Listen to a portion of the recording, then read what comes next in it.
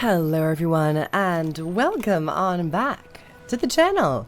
Today we're going to be taking a look at the Necromancer spear, as we just recently did the Guardian, and we've had some comments and recommendations to explore the Necromancer, so feel free to comment down below which class I should do next. We're going to be talking about this new melee strike damage weapon for the Necromancer, and I've had some time to play it in the beta, and of course playing it now in the live game. Everything stayed pretty much the same. There's just been buffs and additions added to each of the spells. So as we did in the previous video, we're going to go over each of these abilities, the mechanics, and then talk about the role that it's playing in the game and how I'm enjoying it. First and foremost, we have our melee auto attack chain, which does some damage. On the second attack, it generates the soul shard, and on the third hit, it deals some chill damage and also generates an additional soul shard. These soul shards are spent by using this second ability, Perforate. This is a flurry attack, dealing quite a bit of damage, and you deal even more damage against foes who have low health, so they're below 50% health.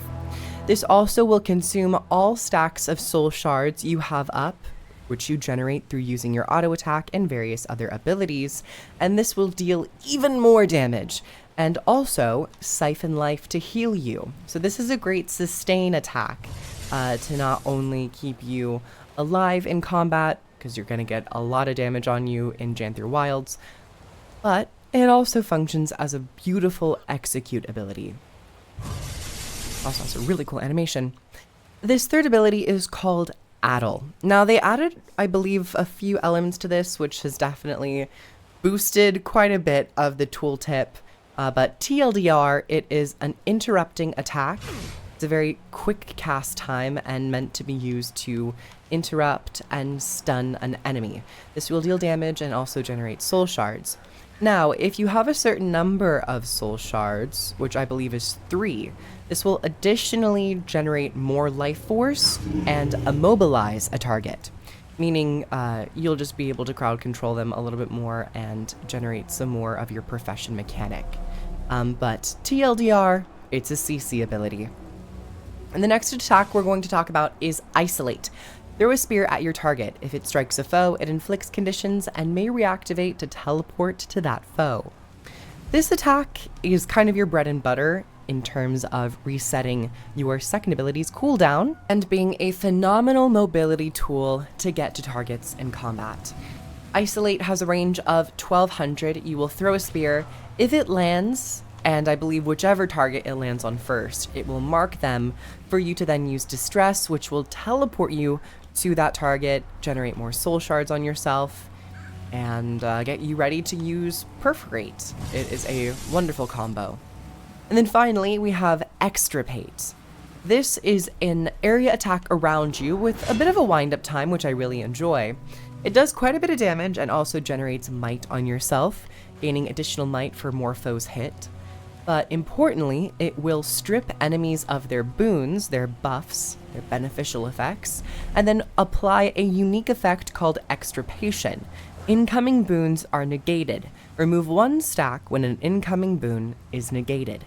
This will apply 3 stacks onto targets hit, and in Janthir Wilds, your foes will be generating boons on themselves quite frequently. So this will allow you to prevent them from even gaining them in the first place without having to remove them. But importantly, this attack will remove them up front. It is 3, which I kind of find to be a bit too strong. I wouldn't mind if it was just 2 or 1, because I think the biggest effect should be that they will no longer generate any of them. But this is kind of an all-in-one ability to remove them and then prevent them. The gameplay loop of Spear is focusing on you to generate these soul shards and then to use them with your second ability. You can see that third ability didn't interrupt. Ooh, it's a teleport. Okay, Warclaw. And it's very straightforward but extremely effective. And with some mobility tools such as Isolate, you're able to bounce around to different enemies quite easily. And Another element of Isolate that I didn't touch on is that by popping into Shroud and then popping out, it will reset the cooldown of this ability, meaning you're able to bounce around even more easily if you happen to miss the target that you were trying to go for, or maybe they died too quickly and you weren't able to actually teleport to them. So it is very forgiving, but it really is a really fun weapon. It is a bit slower than other weapons in the game, and I've certainly noticed it with this weapon, maybe more so than others. And I believe it's trying to focus in on you gaining that quickness effect to really push out a lot of damage. And I imagine this can do quite a bit of damage if those cast times were not as lengthy as they are.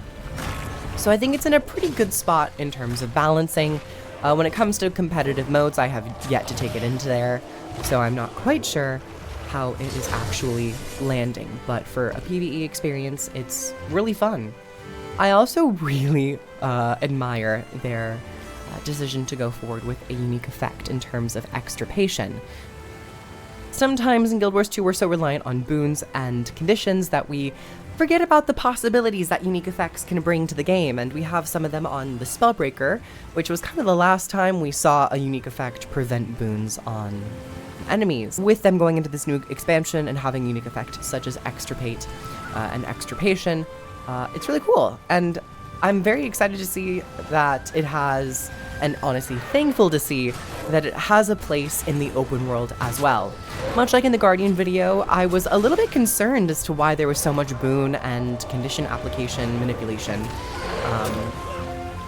in these weapons, but that's only, of course, because we didn't understand what the open world direction was going to be in Janthir Wilds. But now that it's launched and we have our own experiences, I totally understand and see why they were going in these directions. And the fact that your auto attack, 2 abilities in that chain will generate soul shards, means you have an even easier time generating them. But as we can see here, it doesn't seem to account for striking multiple targets. So it's not if you hit 2 or 3 targets, it will automatically generate 2 to 3 soul shards. It seems to be just one use of these attacks will generate 1 soul shard. So that is something to note. You're not really going to be gaining any benefits from the auto attack in an AoE situation, so keep that in mind. But what you will be gaining benefit from in an AoE situation is utilizing Perforate. Perforate is such a nice skill. Such a nice skill.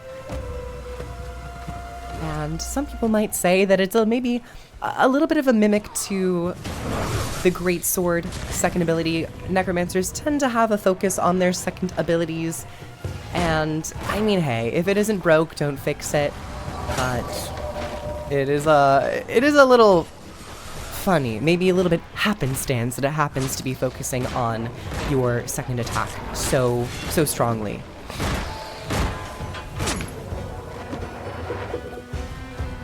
But as I've mentioned with this weapon kit, it is more strike damage oriented, and it is a bit more about self-sustain. So you might find you have more success with this build by playing with damage professions or damage elite specializations, and also more bruisery builds. So if you want to be more of a tank, I imagine you'll have a lot of success with this build as well, and this weapon. But for now, I've been trying out Reaper quite a bit. Reaper seems to slot into this weapon very nicely, along with its greatsword that came with the Reaper. But I've also noticed that Harbinger does fairly well. It's okay.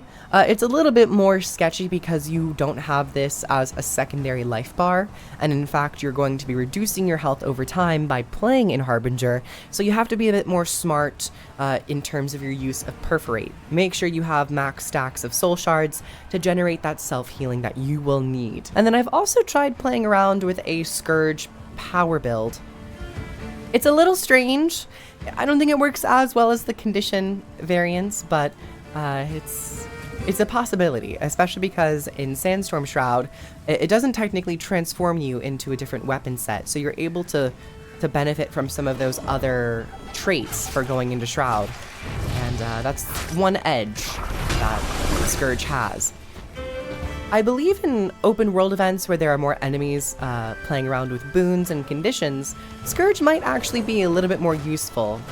So I see Scourge as being a plausible route to go down in terms of an open world build for bosses and other group events, because Spear also has quite a bit of chill application, so I could see someone playing an offshoot of a condition build with Deathly Chill, as when you inflict chill, you will also inflict bleeding, and there's chill on the auto attack, there's chill on isolate, and then when swapping into Reaper, you get Executioner's Scythe, which you can then whirl in to put out chilling bolts. You have Suffer, which is additional chill application. So I think you could maybe do a little bit of a bleed build with this, a chill bleed build, if you were looking to partake in that. That is a possibility. I wonder if there are any relics that interact with chill and bleeding applications. But thank you all so much for coming on by.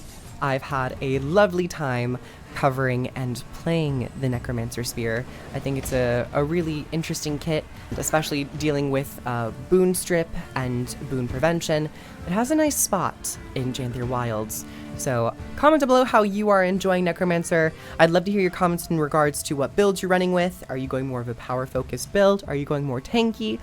Have you found a condition build that you really enjoy? I might have to test around with the chill stuff. But comment down below your experience with spears in general. If you'd like to support the channel, I'm over on Patreon where I get early access to videos, some exclusive videos. And if you would like to purchase Janthir Wilds, I have links down below in the description.